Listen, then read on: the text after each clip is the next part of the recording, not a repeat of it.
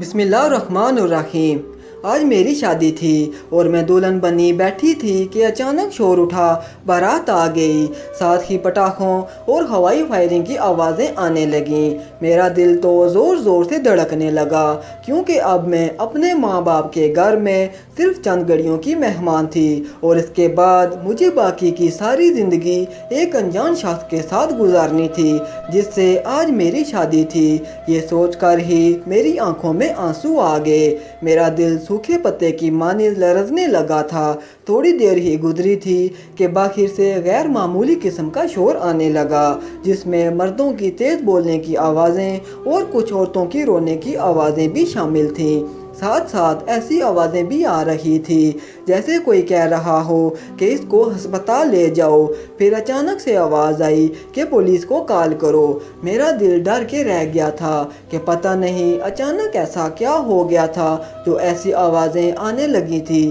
میں اکیلی کمرے میں بیٹھی بے چین ہو رہی تھی کہ آخر مجھے بھی تو پتہ چلے کہ کیا ہوا ہے۔ اس دوران میری چھوٹی بہن بھاگتی ہوئی میرے پاس آئی اور کہنے لگی، آپی باہر بہت بڑا مسئلہ بن گیا ہے۔ میں نے لرزتی ہوئی آواز میں پوچھا کہ کیا ہوا، تو اس نے بتایا کہ دولہے کے بھائی نے ہوائی فائر چلایا جو کہ ایک محلے کے لڑکے کو لگ گیا ہے اور اس کی حالت بڑی خراب ہو گئی ہے اور اس کو ہسپتال لے گئے ہیں۔ یہ سنتے ہی میرے ہاتھ پاؤں ٹھنڈے ہونے لگے اور پریشانی سے میری آنکھوں سے آنسو نکل پڑے۔ یہ اچانک کیا ہو گیا تھا؟ ہماری خوشیوں کو کس کی نظر لگ گئی تھی؟ تھوڑی ہی دیر کے بعد پولیس آ گئی اور میرے ہونے والے شوہر اور اس کے بھائی کو گرفتار کر کے تھانے میں لے گئی۔ جس گھر میں ابھی خوشیاں تھی اور شہنائیاں بج رہی تھی، وہاں ایک دم سوگ کا سماں بن گیا۔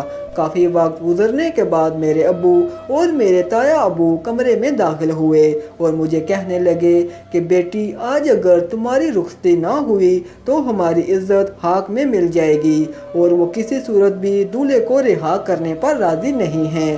بس اب ہمارے پاس ایک ہی حل ہے کہ تم خود ہمارے ساتھ تھانے جاؤ اور اپنے دولہے کی ضمانت کے لیے تھانے دار سے بات کرو، ہو سکتا ہے وہ تمہارا سرخ جوڑا دیکھ کر رحم کھا لے اور ان کو رہا کر دے۔ میں اسی وقت اور اسی جوڑے میں ہی اپنے ابو کے ساتھ تھانے روانہ ہو گئی۔ میرے ابو باہر رک گئے اور میں اکیلی اندر چلی گئی۔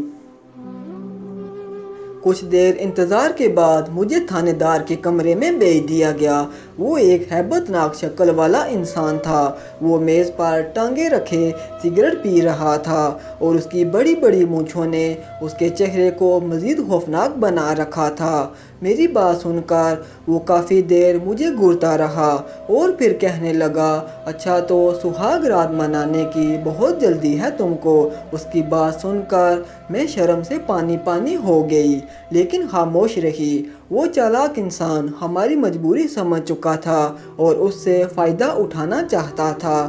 مجھے کہنے لگا کہ لڑکی، ضمانت تو بہت مشکل ہے کیونکہ جس کو گولی لگی ہے اس کی حالت خطرے میں ہے۔ میں نے ایک لمبا سانس لیا اور پریشانی سے انگلیاں چٹکانے لگی۔ وہ کرسی سے اٹھ کر سگریٹ کا دھواں اڑاتا ہوا میرے پاس آ کھڑا ہوا اور میرے کندھے پر ہاتھ رکھ کر کہنے لگا کہ ایک شرط پر تمہارے دولہے کو میں چھوڑ دوں گا۔ اگر تمہیں آج ہی اپنا دولہا چاہیے تو اس سے پہلے تمہیں میری دلہن بننا پڑے گا۔ میں اس کی بات سمجھ گئی اور مزید پریشان ہو گئی۔ مجھے کسی صورت بھی اس کی آفر قبول نہیں تھی۔ میں چپ چاپ تھانے سے باہر نکل آئی۔ سامنے دیکھا تو میرا باپ گھٹنوں میں منہ چھپا کر رو رہا تھا۔ مجھ سے اس کی بے بسی دیکھی نہ گئی کہ آج وہ میری وجہ سے کتنا مجبور تھا۔ میں الٹے قدموں تھانے دار کے پاس واپس آ گئی اور اسے کہنے لگی کہ پہلے مجھے اپنے ہونے والے شوہر سے ملنے دو، اس کے بعد کوئی فیصلہ کروں گی۔ اس نے اپنے ایک سپاہی کو آواز دی اور اس کے ساتھ مجھے بھیج دیا جہاں میرا ہونے والا شوہر موجود تھا۔ وہ شیروانی پہنے، گلے میں مالا ڈالے، پریشان سا بہت پیارا لگ رہا تھا۔ مجھے دیکھتے ہی وہ میری طرف لپکا اور میرے کچھ کہنے سے پہلے ہی بول اٹھا کہ مجھے معلوم تھا کہ میری ہونے والی دلہن ضرور مجھے بچانے آئے گی۔ आगे बढ़ने से पहले एक छोटी सी गुजारिश करता चलूं कि अगर अभी तक आपने हमारे चैनल को सब्सक्राइब नहीं किया तो जल्दी से हमारे चैनल को सब्सक्राइब कर दें और साथ लगी घंटी को भी प्रेस कर दें ताकि आपको हमारी हर नई आने वाली वीडियो का नोटिफिकेशन मिल जाए। मैं खामोशी से उसकी तरफ देखती रही और सोचती रही कि कुदरत ने हमारी पहली मुलाकात का इंतज़ाम कहाँ कर रखा था। ऐसा तो मैंने कभी ख्वाब में भी नहीं सोचा था। मैंने उसको साफ साफ बता दिया कि थानेदार आपकी रिहाई के लिए मेरे साथ बदकारी करना चाहता है। वो चाहता है कि मैं आपसे पहले कुछ देर के लिए उसकी बीवी बनूं, वरना अगर वो लड़का मर गया तो तुम दोनों भाई हमेशा के लिए जेल में रहोगे। मेरी बात सुनकर मेरा होने वाला शोहर सोच में पड़ गया था। मैं सोच रही थी कि वो मेरी बात सुनकर भड़क उठेगा और थानेदार को गालियां देगा और उसे बुरा भला कहेगा कि उसकी जुर्रत भी कैसे हुई ऐसी बात कहने की। लेकिन मुझे अपने कानों पर यकीन ही न आया जब उसने इल्तिजाही अंदाज में मुझसे कहा कि मेरी खातर उसकी बात मान लो, एक बार उसकी ख्वाहिश पूरी कर दो। हम सारी उम्र जेल में सड़ना नहीं चाहते। तुम मेरी होने वाली बीवी हो, मेरी खातिर कुर्बानी दे दो ना। आखिर को आगे चलकर भी हमें एक दूसरे का सहारा बनना है। मैंने उसी लम्हे अपने बारे में फैसला कर लिया था। मैं सुस्त कदमों से चलती हुई थाने से बाहर निकल आई। मुझे देखकर मेरा बाप तेजी से मेरी तरफ आया और मेरा हाथ पकड़कर पूछने लगा कि बताओ बेटी क्या हुआ, उनकी ज़मानत मिल जाएगी ना। फिर मैंने कहा अब्बू आपने मुझे आज ही दुल्हन बनाना है ना। वो सर हिलाकर कहने लगे हाँ हाँ क्यों नहीं बेटी।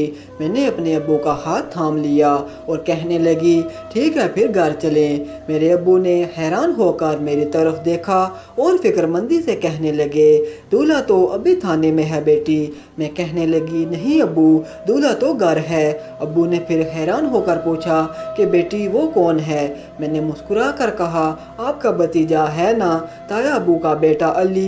ये सुनकर हैरत और खुशी से मेरे बाप का मुंह खुला का खुला रह गया और उनकी आंखों में आंसू आ गए। फिर उन्होंने प्यार से मुझे गले से लगा लिया। कुछ अर्सा पहले मेरे ताया अब्बू अपने बड़े बेटे अली का रिश्ता मेरे लिए मांगते थे और मेरे अब्बू की भी यही मर्जी थी। वो इस रिश्ते से खुश थे कि चलो बेटी भाई के घर चली जाएगी। अली खुद भी मुझे बहुत पसंद करता था, लेकिन मैंने सिर्फ इस वजह से उस रिश्ते से साफ इनकार कर दिया था क्योंकि अली ज़्यादा पढ़ा लिखा नहीं था और अपने बाप का ख़ानदानी कारोबार संभालता था। चूँकि मैं खुद ज़्यादा पढ़ी लिखी थी इसलिए मुझे शोहर भी ज़्यादा पढ़ा लिखा चाहिए था। लेकिन आज ऐन वक्त पर कुदरत ने मुझे गलत हाथों में जाने से बचा लिया था। एक ऐसा इंसान जो अपनी और अपने भाई की जान छुड़ाने के लिए अपनी दुल्हन की इज्जत कुर्बान करने पर तैयार हो गया था। पता नहीं वो कल को मेरे साथ क्या सलूक करता। मैं तो ये सोचकर ही डर गई थी। फिर उसी दिन मैं अपने कज़न अली की दुल्हन बनकर उनके घर चली गई, जो कि हमारे घर से फ़कत एक दीवार के फासले पर था। आखिर में एक बात अर्ज करता चलूँ कि अगर कभी कोई वीडियो, कॉल, वाक़या, सच्ची कहानी या तहरीर वगैरह अच्छी लगा करे तो थोड़ी सी ज़हमत फरमा कर अपने दोस्तों से भी शेयर कर लिया कीजिए। यकीन कीजिए कि इसमें आपका बामुश्किल एक लम्हा सर्फ होगा, लेकिन हो सकता है कि इस एक लम्हा की उठाई हुई तकलीफ़ से आपकी शेयर करदा तहरीर हज़ारों लोगों के लिए सबक आमोज़ साबित हो सकती हैं। शुक्रिया।